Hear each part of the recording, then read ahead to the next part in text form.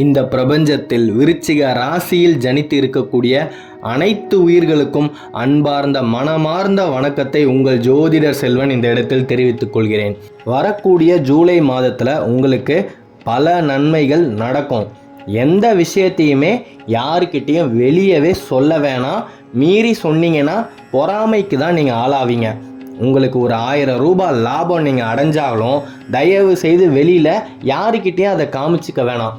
அதுக்காக நீங்கள் நஷ்டம் அடைகிறீங்க அப்படின்னு பொய்யும் சொல்ல வேணாம். அமைதி காத்தாலே போதும் அன்பர்களே.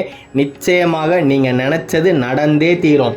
சனி பகவானுடைய வக்ர பயிற்சி காலம் அப்படின்றது இன்னும் 3 மாதம்தான். நவம்பர் மாதம் 15ஆம் தேதியோட முடியுது. அது வரைக்கும் நாம் என்ன பண்ணணும்? பொறுமையை கையாளணும். அவ்வளோதான் விஷயம். நாம் பொறுமையாக இருந்தாலே நமக்கு நடக்க வேண்டியது எல்லாமே நாம் நினச்சபடி நல்லாவே நடக்கும் அன்பர்களே. தைரியமாக இருங்க. விருச்சிக ராசியில் இருக்கக்கூடிய அனைத்து அன்பர்களுக்குமே ஜூலை மாதம் அப்படின்றது ஒரு சேஷ்டமான மாதமாக தான் இருக்குது. நீங்கள் நினச்ச விஷயம் நடக்க போகுது. 13 வருஷமாக நீங்கள் ஒரு விஷயத்தால் கஷ்டப்பட்டுக்கிட்டு இருக்கலாம். 15 வருஷமாக ஒரு விஷயத்தால் ரொம்ப மன உளைச்சலில் இருப்பீங்க.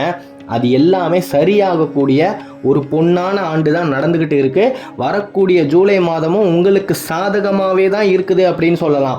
அதாவது கோல் செய்யாததையும் நாள் செய்யும் அப்படின்னு சொல்லுவாங்க. அப்படிப்பட்ட நாளானது 30 நாளுமே உங்களுக்கு சாதகமாக தான் அன்பர்களே இருக்கு. இந்த காலகட்டத்தில் விருச்சிக ராசியில் இருக்கக்கூடிய ஒரு 80% அன்பர்களுக்கு உடல் வலி கண்டிப்பாக ஏற்பட்டு இருக்கும். அதற்கு நீங்கள் செய்ய வேண்டியது எல்லாம் தியானம் மட்டும்தான். தியான நிலையில் உட்காந்து ஒரு 5 நிமிஷம் கண்ணை மூடி தியானம் பண்ணுங்க. நிச்சயமாக உங்களுக்கு மிகப்பெரிய ஒரு மாற்றம் உங்களுடைய உடல்ல ஏற்பட்டே தீரும். இந்த காலகட்டத்தில் நீங்கள் இது நாள் வரைக்கும் எதிர்பார்த்துக்கிட்டு இருந்த மண்ணும் சரி மனையும் சரி, அது எப்பேற்பட்ட பூர்வீக சொத்தாவே இருந்தாலும் சரி, அதை நீங்கள் அடையக்கூடிய சில விஷயங்கள் உங்களுக்கு சாதகமாக அமையும் அன்பர்களே. அப்படி அமையும் போது நீங்கள் என்ன பண்ணணும்னா பொறுமையாக இருக்கணும். உங்களுக்கு தேவையானது கண்டிப்பாக நீங்கள் நினச்சபடி தான் நடக்கும். அந்த இடத்துல தயவு செய்து கோபம் மட்டும் பட்டுடாதீங்க. உங்களுடைய கோபமே தான் உங்களுக்கு மிகப்பெரிய பாதகம் அப்படின்னே சொல்லலாம்.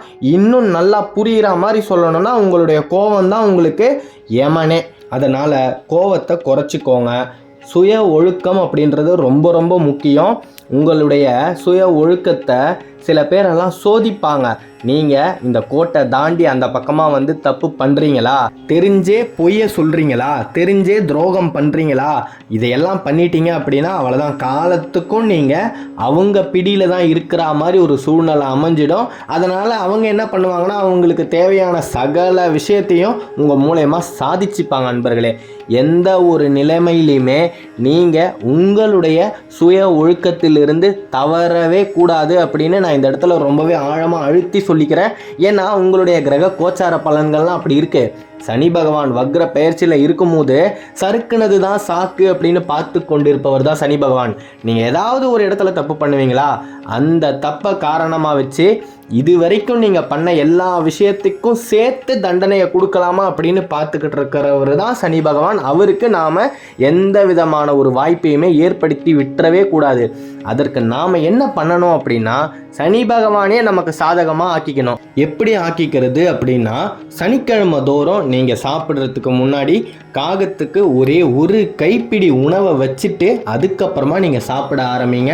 அப்படி இல்லைன்னு சொன்னால் உங்களுடைய இல்லத்துக்கு பக்கத்தில் இருக்கக்கூடிய ஏதாவது ஒரு ஆலயத்தில் நிச்சயமாக நவகிரகம் அப்படின்னு இருக்கும். அந்த நவகிரகத்துக்கு போய் சனி பகவானுக்கு ஒரு எல் தீபத்தை போட்டுட்டு வாங்க. அவருடைய சாதகமான பார்வை உங்கள் பக்கம் நிச்சயமாக திரும்பியே தீரும். இது மாற்றவே முடியாத கருத்து அன்பர்களே. முக்கியமாக இந்த விசாக நட்சத்திரத்தில் இருக்கக்கூடிய அன்பர்கள்லாம் படாத கஷ்டமே கிடையாது. உற்றார் உறவினர்களால் தினம் அவமானப்பட்டுக்கிட்டே தான் இருக்கீங்க. இப்போ வரைக்கும் அவங்க உங்களை அசிங்கப்படுத்திக்கிட்டு ஒரு சபைன்னு வந்துட்டு அந்த சபையில் உங்களை ஓரமாக நகர்த்தி வச்சு அவங்க மட்டுமே பேசி முடிவெடுப்பாங்க. நீங்கள் எது சொன்னாலுமே ஏற்றுக்கவே மாட்டாங்க. மீறி சொன்னீங்கன்னா கூட அத்தனை பேர் முன்னாடியும் உங்களை அசிங்கப்படுத்துவாங்க. நீ எல்லாம் ஒரு பெரிய ஆளா, நீ சொல்கிறதெல்லாம் கேட்கணுமா அப்படின்னு உங்களை மட்டம் தட்டியே தான் வச்சுருப்பாங்க. அவங்க முன்னாடியெல்லாம் நீங்கள் தலை தூக்கி வாழக்கூடிய ஒரு பொன்னான ஆண்டு தான் நடந்து கொண்டிருக்கின்ற 2024 குரோதி ஆண்டு அப்படின்றத புரிஞ்சுக்கோங்க. உங்களுக்கு சாதகமாக தான் வரக்கூடிய 30 நாட்களுமே இருக்குது. இந்த ஜூலை மாதத்தில் நீங்கள் எதை தொடங்கினாலுமே அந்த விஷயம் உங்களுக்கு வெற்றியை மட்டுமே தான் தேடித்தரும். உதாரணத்துக்கு சொல்லணும்னா, நீங்கள் உங்களுடைய பழைய தொழிலையே ஆரம்பிச்சிங்கன்னா நிச்சயமாக அதில் மேன்மேலும் வளர்ந்தே தீருவீங்க. அலுவலகத்தில் வேலை பார்க்கக்கூடிய அன்பர்களுக்கு நிச்சயமாக நீங்கள் எதிர்பார்த்து கொண்டிருந்த பதவி உயர்வு அப்படின்றது நிச்சயமாக கிடைத்தே தீரும். இது நாள் வரைக்கும் உங்களுடைய உயர் அதிகாரி இல்லைனா உங்களுக்கு மேலே இருக்கக்கூடியவர்கள் உங்களை ரொம்ப ரொம்ப அவமானப்படுத்தியிருப்பாங்க, ரொம்ப இலக்காரமாக பேசியிருப்பாங்க. அவங்களே மனம் இறங்கி மனம் உருகி உங்களை பாராட்டக்கூடிய ஒரு பொன்னான பொக்கிஷமான காலம் வந்துடுச்சு அன்பர்களே. இந்த கேட்டை நட்சத்திரத்தில் இருக்கக்கூடிய அன்பர்களை பற்றி சொல்லணும்னா, நீங்கள் நிச்சயமாக உங்களுடைய வாழ்நாளில் கோட்டையை பிடித்தே தீருவீர்கள். அதுக்கு ஒரு பழமொழியே இருக்குது, கேட்டை கோட்டை ஆளும்பா அப்படின்னு. ஆனால் கேட்டை நட்சத்திரத்தில் இருக்கக்கூடியவர்களுடைய மனநிலை எப்படி தெரியுமா இருக்கு? எங்களுக்கு சொந்த வீடே இல்லை, இதில் நாங்கள் எப்படி போய் கோட்டையெல்லாம் ஆள்றது? கண்டிப்பாக நடந்தே தீரும். நீங்கள் மலையை ஏறணும் அப்படின்னா மலையோட அடிவாரத்திலிருந்து முதல்ல ஒரு படி எடுத்து வச்சாதான் முடியும். நீங்கள் அந்த ஒரு படியை எப்பயோ வைக்க ஆரம்பிச்சிட்டீங்க, இப்போ பாதி தூரத்துக்கு போயிட்டீங்க. கண்டிப்பாக உங்களுடைய லட்சியத்தை நீங்கள் அடையக்கூடிய ஒரு பொன்னான நாள் அப்படின்றது உங்களை நெருங்கிடுச்சு அன்பர்களே. எந்த விதமான தடைகள் வந்தாலும் எதிர்நீச்சல் போட்டுக்கிட்டு போய்கிட்டே இருங்க. கேட்டை நட்சத்திரத்தில் பிறந்த உங்களை வெற்றி பின்தொடர்ந்து வந்துக்கிட்டே இருக்கு. இதில் மாற்று கருத்தே கிடையாது.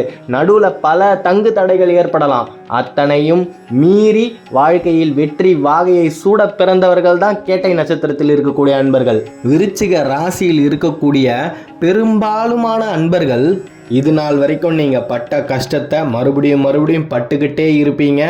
நீங்கள் எதை செஞ்சாலுமே அந்த விஷயம் உங்களுக்கு சந்தோஷத்தையே கொடுத்துருக்காது, வெற்றியையே கொடுத்துருக்காது. இனிமே அப்படி கிடையாது. நீங்கள் பட்ட கஷ்டத்துக்கு எல்லாத்துக்குமே பலன் கிடைக்கக்கூடிய ஒரு பொக்கிஷமான காலம் அப்படின்றது பிறந்துடுச்சு அன்பர்களே. உங்களை மட்டம் தட்டி யாரெல்லாம் பேசுனாங்களோ கண்டிப்பாக அவங்க எல்லாருமே உங்கள் முன்னாடியே அவங்க செஞ்ச தவறுக்கு தலை குனிஞ்சு நிற்பாங்க. சில பேரெல்லாம் கொஞ்சம் வீராப்பாக இருக்கும்போது மன்னிப்பெல்லாம் கேட்க மாட்டாங்க. ஆனால் அவங்க நம்ம கிட்ட நெருங்கி வரக்கூடிய சுபாவத்திலேயே நம்ம புரிஞ்சிக்கலாம் அவங்க தப்பை உணர்ந்துட்டாங்க அப்படின்னு. அதனால் விருச்சிக ராசியில் இருக்கக்கூடிய அனைத்து அன்பர்களையும் நான் வேண்டி கேட்டுக்கொள்வது, உங்களுடைய குலதெய்வத்தை தினசரி வழிபடுங்க. குலதெய்வம் எதுவாக இருந்தாலும் சரி, இஷ்ட தெய்வமான என்னுடைய முருகப்பெருமான மனசில் நினச்சிக்கிட்டு நீங்கள் எந்த விஷயத்தை செஞ்சாலுமே அன்பர்களே, அந்த முருகப்பெருமானோட வேல் உங்களுக்கு முன்னாடி நிற்கும். உங்களுக்கு பக்க பலமாக சரவண பவனின் வேல் எப்பொழுதுமே இருக்கும் அன்பர்களே.